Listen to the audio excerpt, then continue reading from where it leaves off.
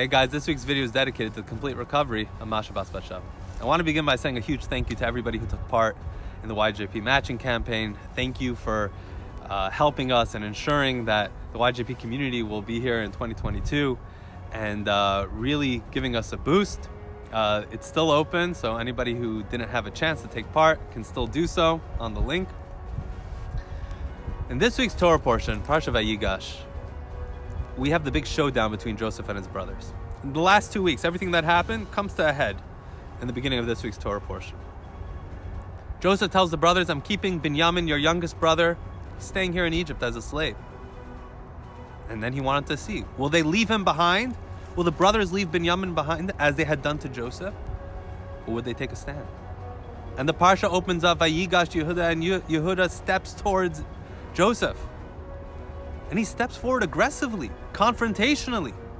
And he tells Joseph, look, I'm going to tell it to you as it is. You're not going to like it, so try not to get too angry.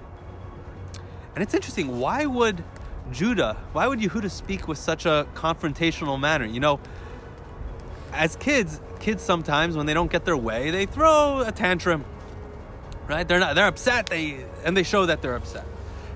If an adult wants something from somebody in power, let's say you want a raise from the boss, you don't burst into the office, start throwing the computer across the desk. You don't start threatening the boss. You don't start yelling at them, right? You're more diplomatic. You give them a rational explanation why you think you deserve a raise. You try and throw in a compliment or two. You try and be nice, right? What was Judah doing? He's talking to this really powerful person, and instead of trying to find a diplomatic solution, and instead of trying to talk nicely to Joseph to get Benjamin free, he's kind of aggressive and confrontational, saying, we are not leaving Egypt without our little brother. If it comes to blows, it comes to blows, but we're not leaving here without him.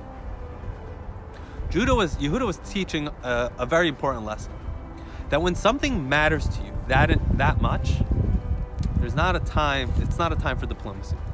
Sometimes the reaction is to take a stand, even if it's a little more confrontational. Yehuda was saying, we are not leaving our little brother behind in Egypt. That's not happening. Come what may. We're not going to leave here and start talking to the embassy to see if we can free him through diplomatic solutions. No. This is not going to happen. You know, if you get a cut on your finger and you yell out in pain, it hurts. That's the natural reaction, is that when something hurts, you yell out. When something matters to you that much, you react. You say, I'm not going to take it. I'm going to stand up for it. This was a red line for the brothers, and it was being crossed by Joseph. And everybody might, has a value, a moral. They might have a red line that they say, no, you got too close to this. You're touching this red line. I'm not going to be nice about it. I'm not going to be diplomatic about it. I'm going to stand up for it. And this is a Jewish value. You know, we just finished Hanukkah last week. The Jews didn't negotiate with the Greeks. Oh, you just want to take away some of our commandments, but not others? No, this mattered to them. They were hurting, and they said, no, we are not going to be diplomatic about this. We're not going to compromise our beliefs. We're not going to compromise our values. This is our identity. This is who we are as a people. And they stood up for it at great personal cost without knowing what the outcome was going to be. But this was their red line. And therefore, Judah was telling us that there is a time where diplomacy might not be the option to go. When something matters to us, when we're being challenged in a way that really touches the core of who we are, we say no.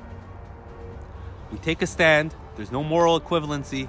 We take a stand and we say, this is not okay. This is right. This is wrong. And we take a stand for what's right. Shabbat Shalom.